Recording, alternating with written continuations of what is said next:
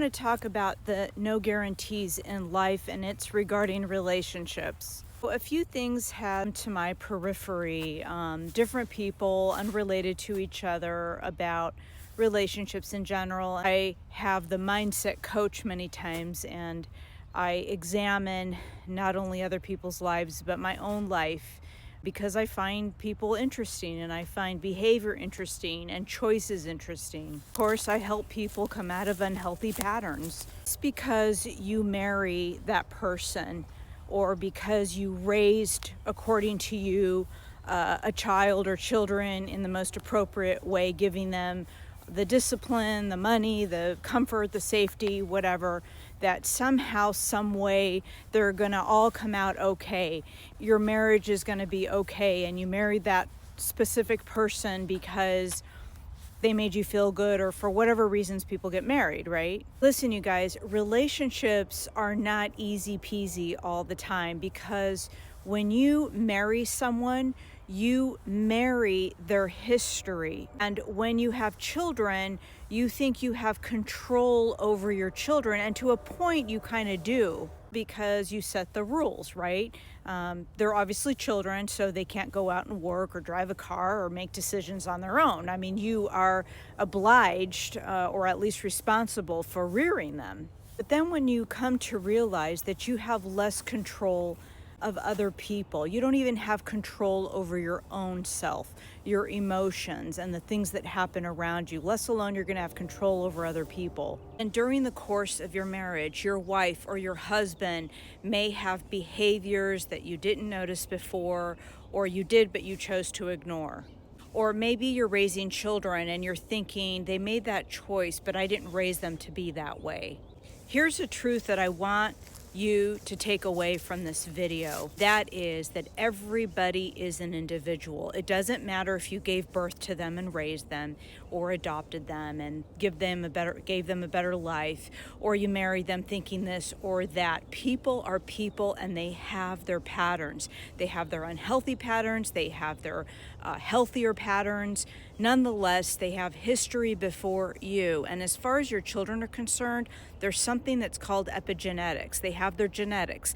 They learn not just from the parents that are rearing them, they learn from their society, they learn from the churches, they learn from other indoctrinations like school that form and shape them into who they currently are. That doesn't mean that people are stuck being who they are. That's why we do our personal development. Sometimes we watch people that we love make poor choices, not because they're stupid, because we have this idea that they should have known better. There are things that are mysterious that play a huge part in people's choices. I know it's very popular. For example, went through some difficult times through a marriage. Does that make me a bad person because I ended up in a divorce? No, that doesn't make me a bad person. I made choices that I thought were perhaps the appropriate choices to make at the time, and I missed the mark. And you're going to miss the mark. Maybe you already have missed the mark.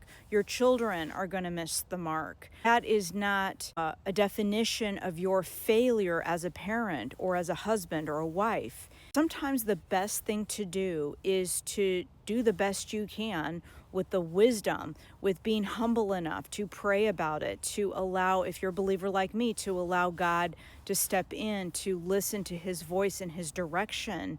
Don't just cope or deal with things on your own. Just because you think you're more evolved or because you've made mistakes doesn't mean that the people you love are going to learn from your mistakes, or because you have good conversations with people that suddenly they too will reciprocate. Sometimes people don't. That's just the reality of it. It's not about them. It's about you holding the space the best you can. This requires an emotionally intelligent individual to do this. It's not easy, not even for me. When I watch the people around me make a decision or say something that I may not approve of or move forward in a certain direction, I have to make the choice. Is this really affecting my personal life? Because if it's not really affecting my personal life, I've got to allow my beloved or my child to make their decisions, because they are here also to learn. There is a level of, let's just say, you have to be aware of being arrogant. You have to be aware of falling into the mindset trap of, well, I taught them better or they should know better.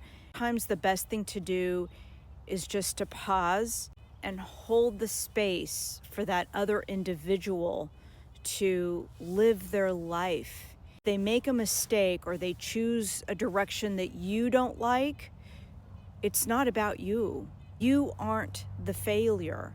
I did not back then, and I do not currently think that I failed. Mean that I didn't make mistakes or there were some things that perhaps in hindsight, right? Everything looks different in hindsight.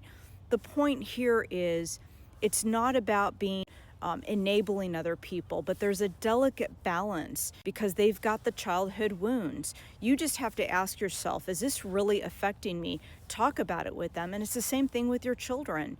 But you are not responsible for the choices that they make. You're just not. I know this is a big conversation that requires a lot more, and maybe I'll do a live on it. Those are my 2 cents for January 2nd, 2026. And remember, you got this.